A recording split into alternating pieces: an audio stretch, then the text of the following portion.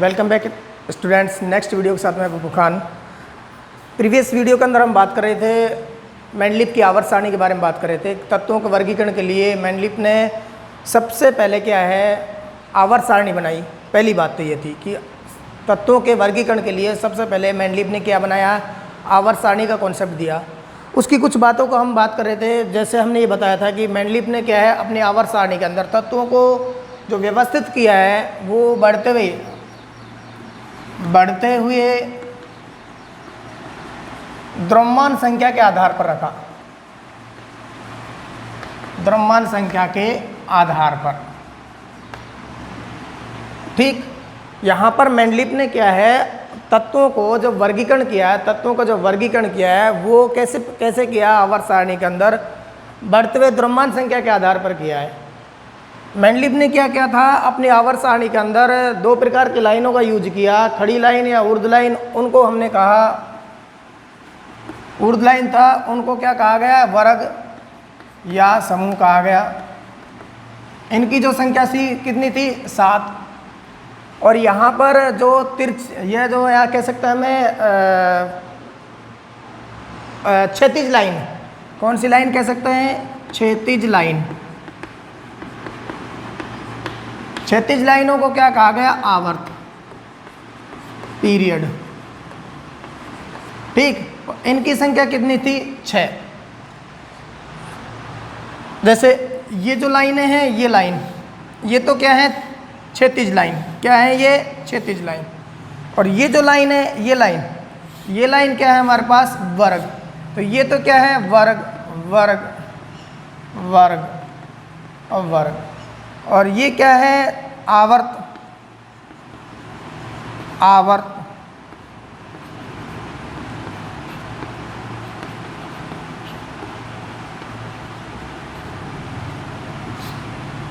आवर्त आवर्त आवर्त आवर्त, ठीक है, ये कहा गया इनको। तो ये वर्ग है हमारे पास और ये क्या है हमारे पास, आवर्त। तो मेंडलीफ ने अपनी आवर्त सारणी के अंदर दो चीज़ों का यूज किया, एक तो आवर्त और एक वर्ग। वर्ग जो संख्या थी या समूह संख्या थी वो कितनी थी, ग्रुप की संख्या थी कितनी थी, 7। और आवर्त की संख्या कितनी थी, 6।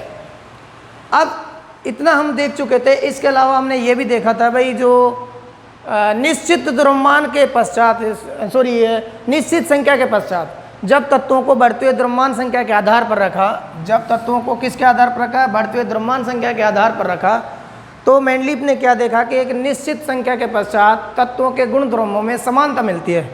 निश्चित अंतराल पश्चात तत्वों के गुणधर्मों में समानता मिलती है। क्या मिलती है, समानता मिलती है। निश्चित अंतराल पश्चात जो तत्वों के जो गुणधर्म हैं, प्रॉपर्टीज हैं, उनमें क्या मिलती है, सिमिलरिटी मिलती है, समानता देखने को मिलती है, ठीक। तो इसे क्या कहा गया, मेंडलीफ का आवर्त नियम भी कहा गया। मेंडलीफ का आवर्त नियम, क्या कहा है इसको, मेंडलीफ का आवर्त नियम कहा गया था। इतना बता चुके थे हम। इसके अलावा हमने आपको बताया था इसके अंदर मेंडलीफ ने जो तत्वों को वर्गों में रखा, तो एक ही वर्ग के जो तत्व होते हैं वो समान सूत्र वाले, एक वर्ग के तत्व जो होते हैं ना, एक वर्ग के तत्व समान सूत्र वाले हाइड्राइड, ऑक्साइड, क्लोराइड बनाते हैं। क्या बनाते हैं, एक ही वर्ग के जो तत्व होते हैं समान सूत्र वाले क्या बनाते हैं, हाइड्राइड बनाते हैं, ऑक्साइड बनाते हैं, क्लोराइड बनाते हैं। इसके लिए हमने हाइड्राइड का आपको एग्जांपल दे दिया था, ऑक्साइड का दे दिया था एग्जांपल, क्लोराइड का एग्जांपल लेना था। इसको आज हम डिस्कस कर लेते हैं। क्लोराइड का एग्जांपल कैसे था, यहाँ पर देखिएगा, बहुत सीधी सी बात है। जो वर्ग होते हैं वो लगभग संयोजकता के आधार पर निर्धारित किए गए हैं। यहाँ पर जैसे प्रथम वर्ग है, द्वितीय वर्ग है, थर्ड वर्ग है और फोर्थ वर्ग है, इस प्रकार लगातार। तो यहाँ पर जो प्रथम वर्ग के अंदर जो आवर्त सारणी है, मेंडलीफ की आवर्त सारणी, उसके अंदर हाइड्रोजन, यहाँ पर लिथियम, उसके बाद में सोडियम, उसके बाद में पोटेशियम, उसके बाद में रुबिडियम, इस प्रकार यहाँ पर। और इसी प्रकार यहाँ देखिएगा हमारे पास मैग्नीशियम, यहाँ बेरिलियम, मैग्नीशियम, कैल्शियम, स्ट्रोंशियम, ठीक है, ये आ रहे थे हमारे पास, बेरिलियम, मैग्नीशियम, कैल्शियम, स्ट्रोंशियम। ये यहाँ आगे देखते हैं हम, यहाँ पर आ रहे थे हमारे पास जैसे बोरॉन है, एल्युमिनियम है, यहाँ पर एक तरह से गैलियम है, इंडियम है, यहाँ इस तरह से आ रहे थे। तो हमने ये कहा था कि भाई एक वर्ग के जो तत्व हैं, एक वर्ग के तत्व हैं वो समान सूत्र वाले क्या बनाते हैं, समान सूत्र वाले ऑक्साइड बनाते हैं। क्या बनाते हैं, ऑक्साइड। जैसे यहाँ पर देखें हमारे पास ये जो इसका अगर बात करें हम यहाँ पर ऑक्साइड की, किसकी बात करें, ऑक्साइड की, तो यहाँ ऑक्साइड जो बनता है ना हमारे पास, वो क्या बनता है भाई, R2O। यहाँ R जो है ये क्या है, तत्व, क्या है यहाँ पर, तत्व, ठीक। इसकी अगर बात करें तो यहाँ क्या बनाएगा, RO, ऑक्साइड बात करें थे। और यहाँ पर बात करें तो R2O3 क्या बनाएगा, R2O3। अब देखिए कैसे बना रही है। इसकी बात करें अपन, यहाँ पर देखो, इसकी बात करें तो यहाँ Li2O लिथियम ऑक्साइड बना रहा है। इधर यहाँ बात करें तो क्या बना रहा है, मैग्नीशियम ऑक्साइड। इधर बात करें तो Al2O3 क्या बना रहा है, Al2O3 एल्युमिनियम ऑक्साइड, ठीक है ना। ऐसे ही जैसे हमारे पास सोडियम ऑक्साइड, सोडियम Na2O, इधर CaO, ठीक, इधर क्या बना, Ga2O3। ऐसे है हमारे पास यहाँ K2O, इस प्रकार SRO, इस प्रकार In2O3। यहाँ अगर बात करें तो BeO, और यहाँ पर बात करें तो B2O3 बोरॉन ऑक्साइड। तो ये ऑक्साइड बन रहे हैं यहाँ पर हमारे पास। तो ये हमने बता दिया था आपको। नेक्स्ट हम बात कर रहे थे भाई कि समान सूत्र वाले क्या है, समान सूत्र वाले हाइड्राइड, समान सूत्र वाले क्या है, हाइड्राइड। तो यहाँ हाइड्राइड की बात करें तो हाइड्राइड में हमारे पास फर्स्ट वर्ग, सेकंड, थर्ड एग्जाम्पल के लिए हमारे पास। तो यहाँ हाइड्राइड जो बन रहा है हमारे पास, वो क्या बन रहा था भाई, फर्स्ट वर्ग के अंदर हमारे पास हाइड्रोजन का छोड़ो, यहाँ लिथियम का LiH क्या बन रहा था, LiH। इधर पास NaH, इधर क्या बन रहा था, KH, ठीक है। इस प्रकार ये hydride, lithium hydride, sodium hydride और पोटेशियम हाइड्राइड। यहाँ बात करें तो यहाँ हमारे पास हाइड्राइड, जो यहाँ सूत्र जो हाइड्राइड का वो क्या है हमारे पास, RH। और यहाँ पर क्या है हाइड्राइड का सूत्र, वो हाइड्राइड का सूत्र हमारे पास क्या है भाई, RH2। और यहाँ पर क्या है, RH3, क्या है, RH3। तो देखिए कैसे भाई, यहाँ पर हमारे पास तत्व कौन सा था, जैसे क्या है हमारे पास, यहाँ बेरिलियम है मान ले सर, BeH2। यहाँ जैसे मान लें हम बात कर लेते हैं मैग्नीशियम हाइड्राइड, और इसके बाद हम बात कर लेते हैं कैल्शियम हाइड्राइड, ठीक है, स्ट्रोंशियम हाइड्राइड। तो ये हमारे पास क्या बन रहे हैं, हमारे पास हाइड्राइड बन रहे हैं। किसके बन रहे हैं, फर्स्ट ग्रुप के, सेकंड ग्रुप के। थर्ड की बात करें हम यहाँ पर, थर्ड में देखेगा यहाँ हमारे पास जो हाइड्राइड बनेंगे, यहाँ बोरोन है, एल्युमिनियम है, गैलियम है, इंडियम है, बोरोन, एल्युमिनियम, गैलियम, इंडियम है। तो यहाँ दे बोरोन को हाइड्राइड बन गया BH3, क्या होगा, BH3, ठीक। इसके बाद AlH3, इसके बाद GaH3। ये कैसे बन रहे हैं भाई, अब देखिएगा जो तत्व है उसकी संयोजकता क्या है, +1, और हाइड्रोजन की संयोजकता क्या है, -1 है, यहाँ तो देखेगा। और यहाँ पर तत्व की संयोजकता क्या है, 2+, और उसके बाद हाइड्रोजन की क्या है, -, ठीक है। और इधर देखते हैं हम यहाँ पर तत्व की संयोजकता कितनी है, 3+, और हाइड्रोजन की क्या है, -, तो ये हाइड्राइड। तो यहाँ ये जब संयुक्त होंगे तो ये तो क्या जाएगा इधर, और ये क्या इधर जाएगा, तो क्या बन जाएगा, RH। ये इधर जाएगा और ये इधर जाएगा तो क्या बन जाएगा, RH2। ये -1 इधर और +3 इधर, तो क्या हो जाएगा, RH3, ठीक है। अब हम बात कर लेते हैं, यहाँ ये हाइड्राइड की बात की थी हमने, और अब नेक्स्ट बढ़ लेते हैं हम क्लोराइड की। किसकी बात कर लेते हैं, क्लोराइड की बात कर लेते हैं। तो क्लोराइड में देखेगा, क्लोराइड में आवर्त सारणी के अंदर मेंडलीफ ने क्या बताया कि एक वर्ग के जो भी तत्व हैं, सभी तत्व होते हैं वो समान प्रकार के क्या बनाते हैं, क्लोराइड बनाते हैं।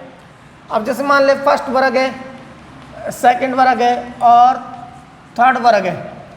यहाँ फर्स्ट वर्ग में हमारे पास क्लोराइड की बात करें तो क्या बनेगा हमारे पास, RCl, क्या बनेगा, RCl, और इधर क्या बनेगा, RCl2, और इधर क्या बनेगा, RCl3, क्या बनेगा, RCl3। R का मतलब यहाँ पर क्या है, वर्ग के तत्व, ठीक है। तो यहाँ पर हमारे पास क्या आ जाता है, जैसे लिथियम क्लोराइड है तो LiCl, जैसे सोडियम क्लोराइड है तो NaCl, जैसे हमारे पास पोटेशियम क्लोराइड है तो KCl। तो ये हमारे पास क्या हो गए, फर्स्ट वर्ग के क्या बन गए, क्लोराइड बन गए, जिनका सूत्र क्या है, RCl, सभी का कैसा है, समान।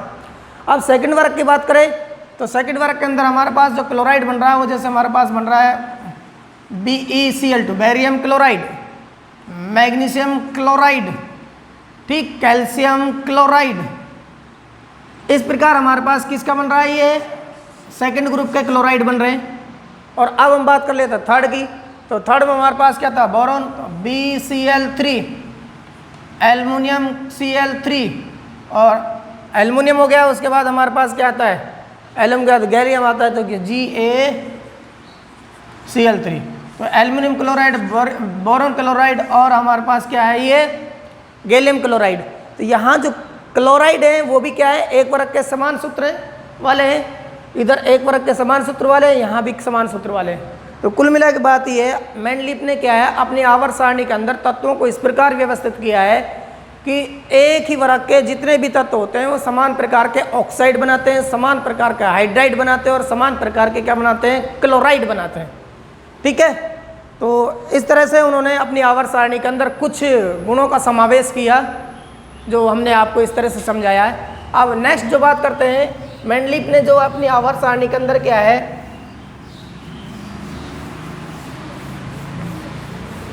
मेंडलीफ ने अपनी आवर्त सारणी के अंदर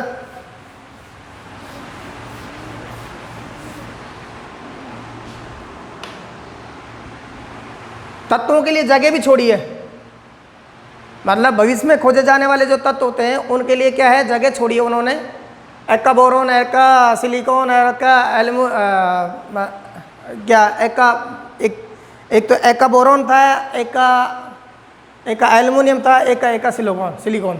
ये हमारे पास एक का बोरोन,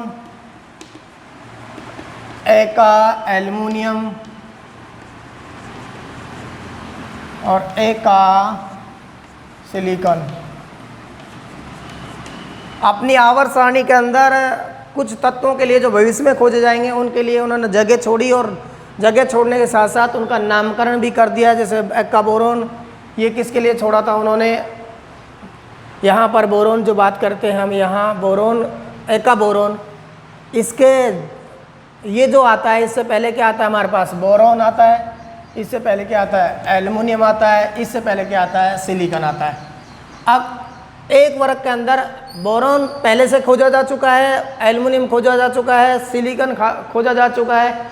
इसके बाद में इनसे नीचे वाले तत्व ये खोजे नहीं गए थे मेंडलीफ के समय, इसलिए उन्होंने क्या है, एक जगह छोड़ दी है इनके लिए अपनी आवर्त सारणी के अंदर, ताकि उसकी आवर्त सारणी लंबे समय तक बनी रहे, परिवर्तित ना हो। तो यहाँ पर बोरोन के बाद, इसके बाद में बोरोन के बाद में हमारे पास क्या आता है, यहाँ नीचे वाली बात करें तो बोरोन के बाद में यहाँ नीचे, तो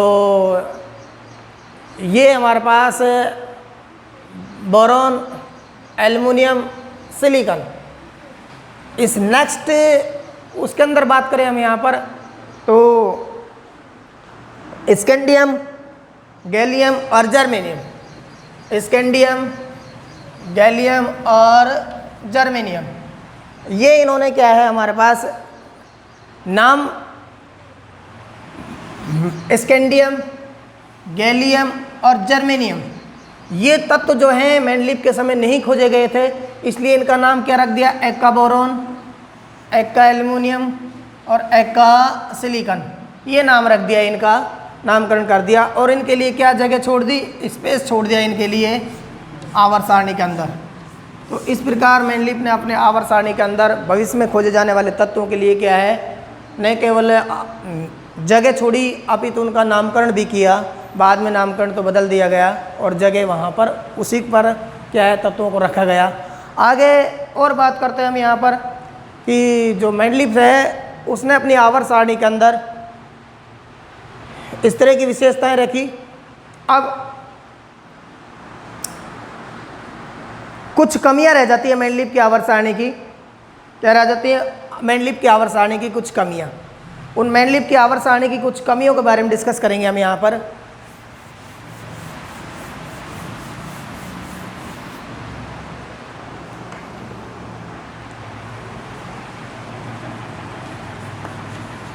मेंडलीफ की आवर्त सारणी की कुछ कमियां, आवर्त सारणी की कुछ कमियां। सबसे पहली बात तो ये है हमारे पास, मेंडलीफ ने अपनी आवर्त सारणी के अंदर परमाणु भार का बढ़ते हुए क्रम का आधार माना, परमाणु भार के बढ़ते हुए क्रम का आधार माना, लेकिन कुछ जगह उन्होंने क्या है परमाणु भार के बढ़ते हुए क्रम का पालन नहीं किया। मतलब अपनी आवर्त सारणी में, अपनी आवर्त सारणी में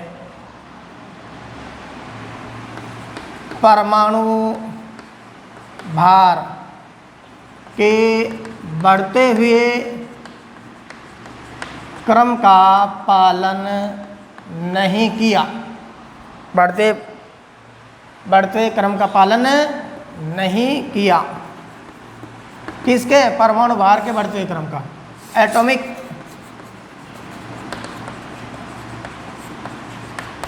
एटॉमिक वेट का है, इन्होंने क्या है पालन नहीं किया, बढ़ते हुए भार का पालन नहीं किया। कैसे नहीं किया, देखो इन्होंने कोबाल्ट निकल के बारे में बात की थी, कोबाल्ट और निकल। तो यहाँ पर देखिएगा कोबाल्ट निकल जो है, कोबाल्ट को निकल के बाद में रखा, और कोबाल्ट जो है हमारे पास यहाँ पर कोबाल्ट और निकल जो है आवर्त सारणी के अंदर रखा इन्होंने। कैसे रखा आवर्त सारणी के अंदर कोबाल्ट और निकल,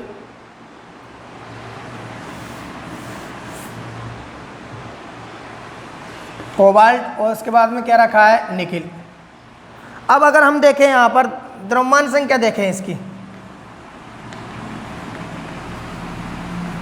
किसकी द्रव्यमान संख्या देखें, कोबाल्ट ऐसे लिखा है बड़ा सी और छोटा हो। कोबाल्ट की बात करें तो कोबाल्ट का जो द्रव्यमान संख्या है वो है 58.93, 58.93। और इसकी बात करें तो यहाँ पर जो द्रव्यमान संख्या है वो 58.71, ठीक है, ये आती है हमारे पास। तो चूंकि मेंडलीफ जो था उन्होंने अपनी आवर्त सारणी को मुख्य आधार क्या बताया था कि भाई तत्वों को बढ़ते हुए परमाणु द्रव्यमान के आधार पर रखा जाएगा। तो चूंकि यहाँ पर देखिए बढ़ते हुए द्रव्यमान के आधार पर देखा जाए तो देखिए कोबाल्ट का जो द्रव्यमान संख्या है वो 58.93 है और यहाँ पर 58.71 है। ये द्रव्यमान संख्या ज़्यादा है, ये द्रव्यमान संख्या कम है, फिर भी उसके बावजूद भी कोबाल्ट को कितने नंबर पर रखा है इन्होंने, 27 नंबर पर। इसको कितने नंबर पर रखा, 28। यानी कि कोबाल्ट को इन्होंने निकिल से क्या रखा है, पहले रखा है। बात समझने की कोशिश करना, जब वो आवर्त नियम देता है, आवर्त नियम। क्या देता है? आवर्त नियम। और वो किस पर आधारित है? द्रव्यमान संख्या के आधार, द्रव्यमान संख्या पर। किस पर आधारित है?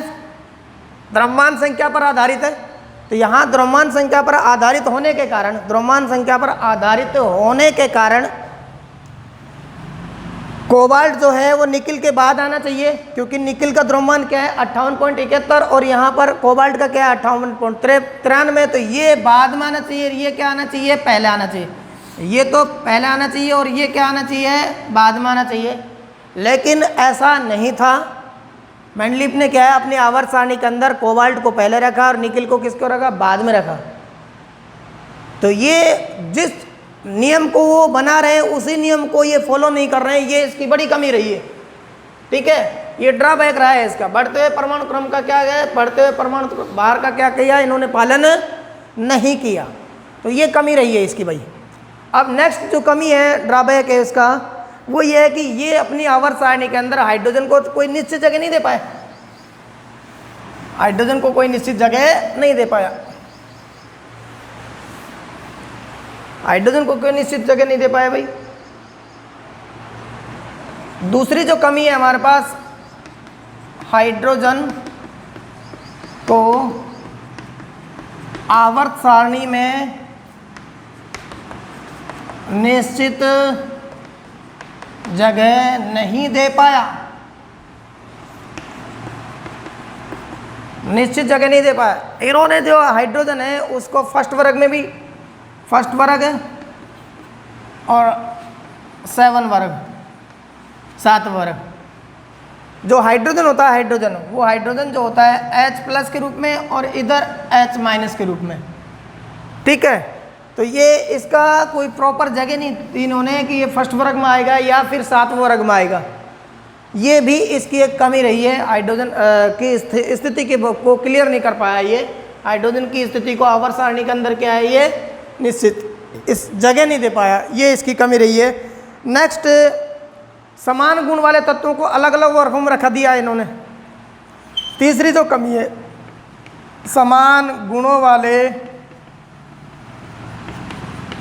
तत्वों को अलग अलग वर्गों में रखा गया। अलग अलग वर्गों में रखा गया। तो कुछ तत्वों को इन्होंने क्या किया? उनके गुण जो थे वो समान होने के बावजूद भी उन्हें क्या है? अलग अलग वर्गों में रखा है इन्होंने। तो ये भी इनका क्या है? कमी रही है। नेक्स्ट जो कमी है इनकी वो ये है कि भाई समस्थानिकों को स्थान नहीं दिया गया। समस्थानिकों को स्थान नहीं दिया गया। अब देखो, मेंडलीफ की कमी नहीं थी, इस मेंडलीफ का दोष भी नहीं था इसमें वैसे देखा जाए तो, क्योंकि मेंडलीफ के समय समस्थानिकों की खोज हुई नहीं। तो जब समस्थानिकों की खोज ही नहीं हो तो मेंडलीफ को कैसे पता लगेगा कि समस्थानिक क्या होते हैं? तो यहाँ जो चौथा ड्रॉबैक है वो है समस्थानिकों को जगह नहीं दे पाया या समस्थानिकों की स्थिति स्पष्ट नहीं कर पाया, या समस्थानिकों की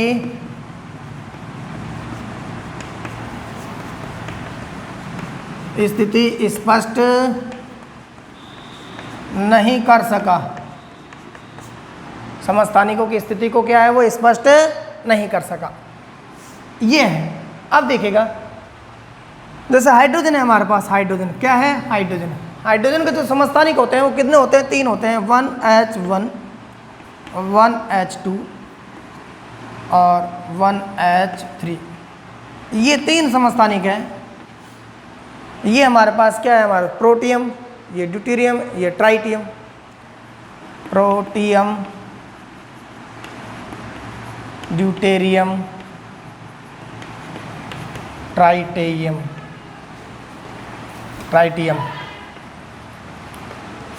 ठीक है, ये जो है। अब इनमें जो देखो, ये द्रव्यमान, ये जो हमारे पास है परमाणु क्रमांक, ये क्या है? परमाणु क्रमांक।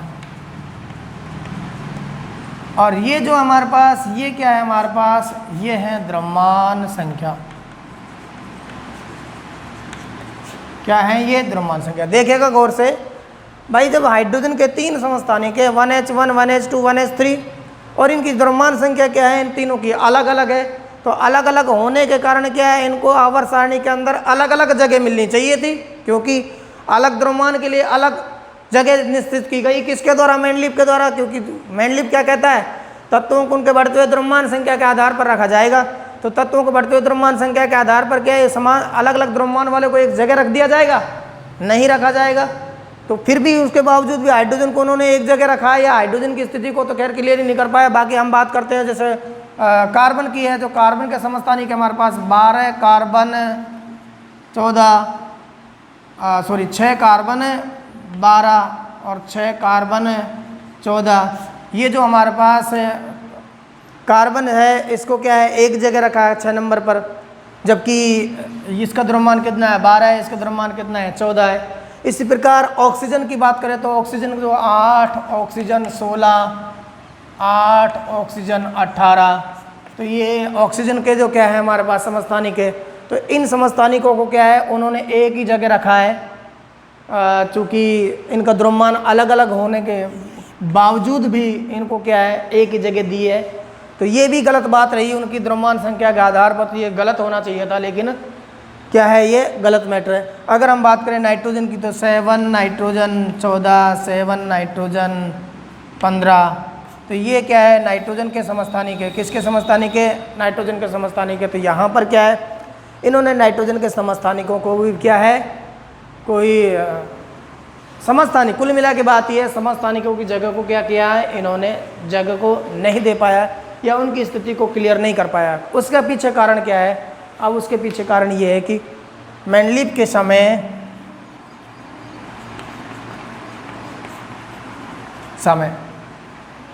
समस्थानिकों की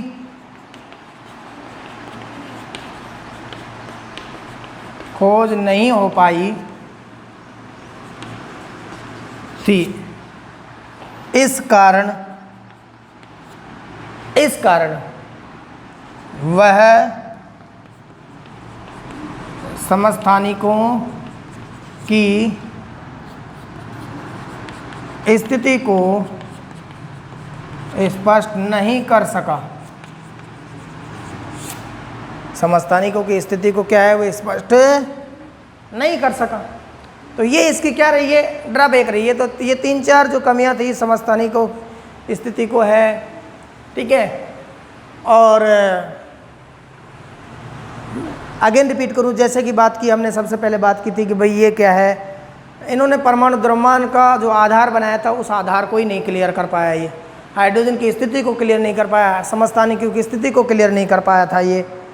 और अलग अलग गुण धर्म वाले तत्व थे, उनको समान वर्ग में या फिर अलग अलग वर्ग वाले तत्वों को समान वर्ग में इन्होंने रखा। ये इसकी क्या रही है, कमियां रही है। तो इस प्रकार क्या है, हमारे पास मेंडलीव की आवर्त सारणी के बारे में हमने ये चर्चा की थी। अब जो नेक्स्ट जो बात करेंगे हम, वो बात करेंगे किसके बात करेंगे,